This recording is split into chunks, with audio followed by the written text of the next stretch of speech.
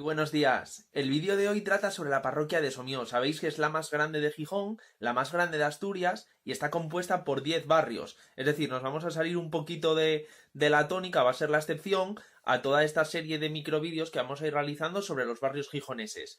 Por tanto, lo que trataremos hoy será más o menos el cogollo, la parte central de Somió, y para otra entrega pues dejaremos ámbitos como la Guía, como la Providencia o como la Hería del Piles.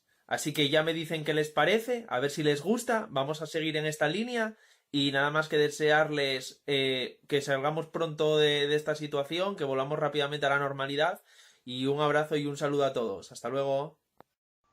La parroquia rural de Somió es la mayor de Asturias y está formada por 10 barrios, conforma el límite nordeste del municipio de Gijón y está delimitada por el río Piles y el Bañejo de la Ñora, así como por las parroquias de Cabueñes y de Castillo de Bernueces al sur.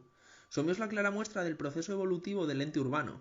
Hasta 1890 no era más que una aldea remota e inconexa del casco urbano, era una parroquia rural hacia la que se dirigieron los emigrantes de Jove por las obras del Musel y en busca también pues, de un nuevo paraje más natural y clorofílico.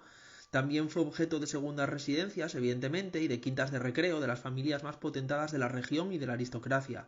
Tened en cuenta que el 10% de Somió era de los condes de Revillagigedo, el otro 10% era de los condes de Benavís, y un 8% aproximadamente del marqués de Pidal, es decir, que solo entre estos tres títulos nobiliarios detentaban un tercio de la propiedad de la parroquia.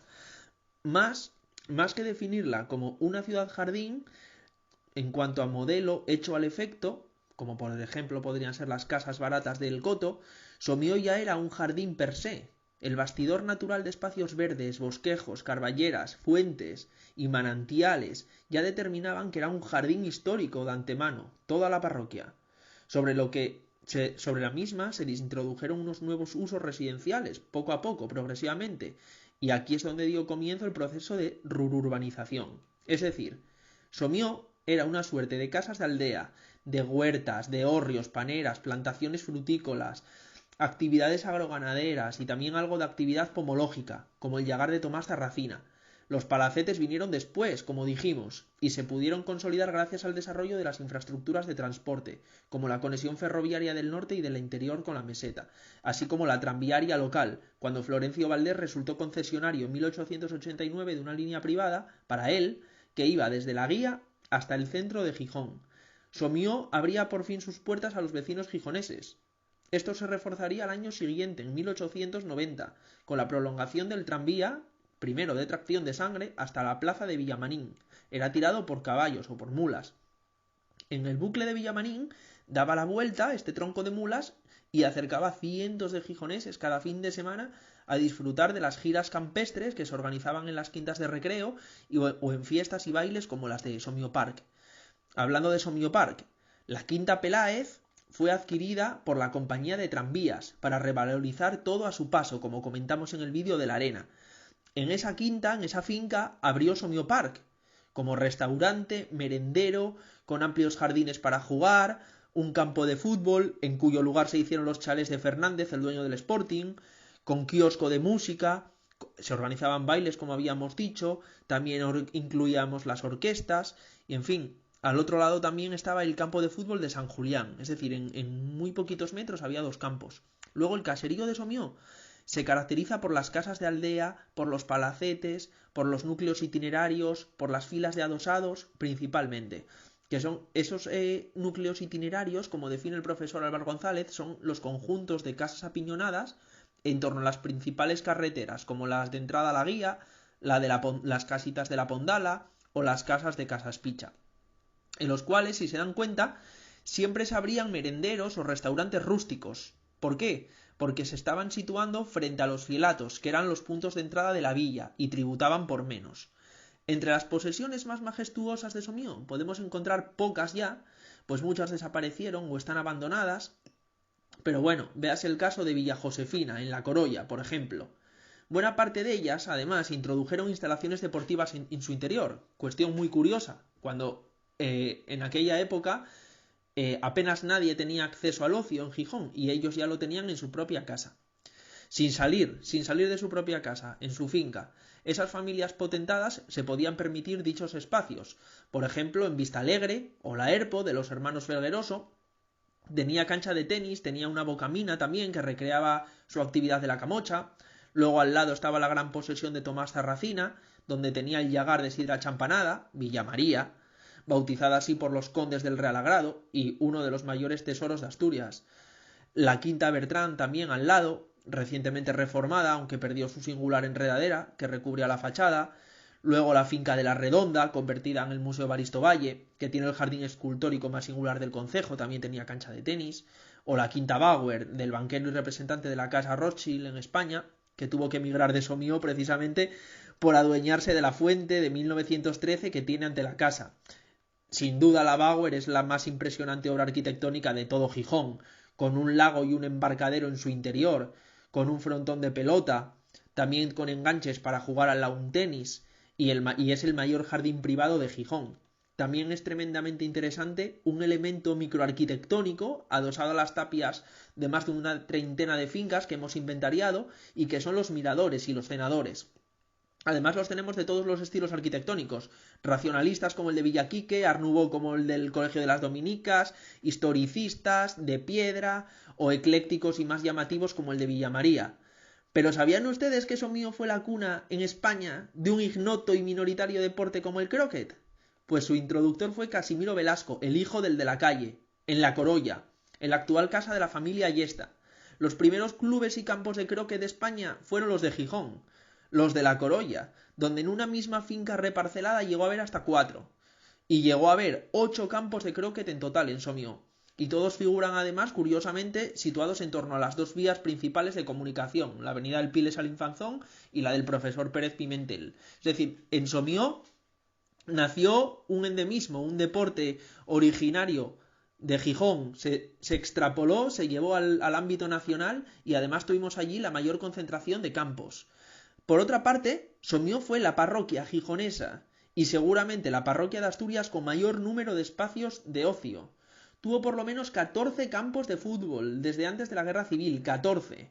Los 2 del San Lorenzo, los 2 del Estudiantes en la Providencia, el San Julián y el Somío Park en Villamarín, el nuevo San Julián y el anexo que tienen en Candenal, al lado de la Universidad Laboral, la Flor de Valencia, la Matona y los 3 de la Nozal ya más recientes y el de la Fontanía en la Guía, todos estos. También tuvo 2 cines formales, el Salón Novedades de 1924, junto a Casas Picha, y el de Bonifacio Lorenzo, en su casa, en Torreflorida. Las sesiones las anunciaban en el tablón de la iglesia parroquial y estaba abierto, pues eso, a todos los vecinos. También se proyectó cine en la Riega de Ismael Figaredo y en el Asilo Santa Laureana, con un proyector portátil de don Bonifacio. Somío, además, fue el germen de las 3 principales macrodiscotecas de la región. El inolvidable Jardín, que se remonta a 1956, cuando los hermanos Fernando y Corsino García Rendueles hicieron una pista de baile y pusieron música con un tocadiscos. Por allí saben que pasaron los mejores grupos de España, que míticos aquellos rayos láser, las jaulas, las gogoteras. También el Oasis, con esa fachada mudéjar de los hermanos García Blanco del Val, que se inauguró en 1955 y tenía bolera americana y un frontón a la izquierda, y el TIC de Kilo Estrada, Yolanda y Falo San Juan, que ahí sigue dando guerra.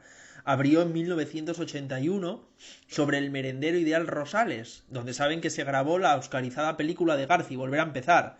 Luego, en 1963, el último, por así decir, espacio de ocio de Somío fue el club de tenis, que lo proyectó Mariano Marín Rodríguez Rivas, previo paso por la finca La Rosaleda de Masabeu, casi enfrente, que tenía una cancha de tenis y un frontón, amén de las decenas de canchas de tenis que algunas ya hemos aludido anteriormente. Somío, al tratarse de una antigua parroquia rural, pues sin intervenciones urbanas, era un entorno lógicamente parco en espacios públicos.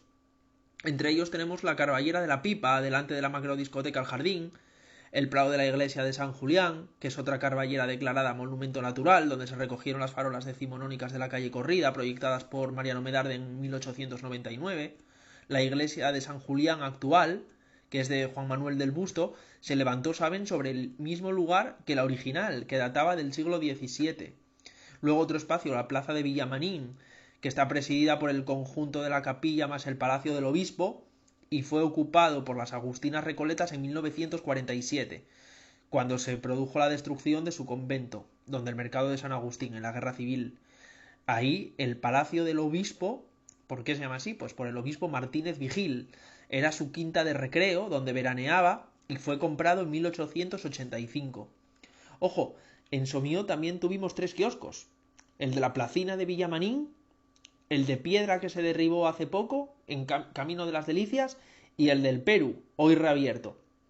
Aparte de las discotecas, también fueron míticos sus bares y restaurantes, como la Pondala de 1891, que es el más antiguo de Gijón, 129 años de historia, sus míticas croquetas, su roast beef, su menestra, o sea, es la mejor materia prima. Luego las Delicias, que fue el primer gran restaurante de lujo que tuvo la ciudad, de Valentín Villabona. El Bar Somió, por ejemplo, que hoy lleva Mario, o Casa Jorge, y otros merenderos pues como Casa Asuncia, o la recientemente derribada Casa Espicha. Luego, para terminar, además de los vestigios de aquel Somío rural, que suponen algunos caminos y calellas, de las que apenas ya quedan, también tenemos las fuentes históricas, algunas con bebederos anexos incluso. Hubo muchas y eran muy necesarias para el abastecimiento de todos los parroquianos que vivían muy distantes entre sí, ¿no? Como la Pipa, por ejemplo, de 1903, la de Fuejo, la del Túnel, la de la Peñuca de 1944, la de la Marica, la de Villamanín con la cabeza de león, la de José Rosa de 1903, delante de la Quinta Bauer que habíamos comentado anteriormente, y otra debajo a su vez de esta. Entonces, nada más que despedirnos, deciros que ojalá todo vuelva a la normalidad y que podamos volver a celebrar las fiestas del Carmen. Un saludo.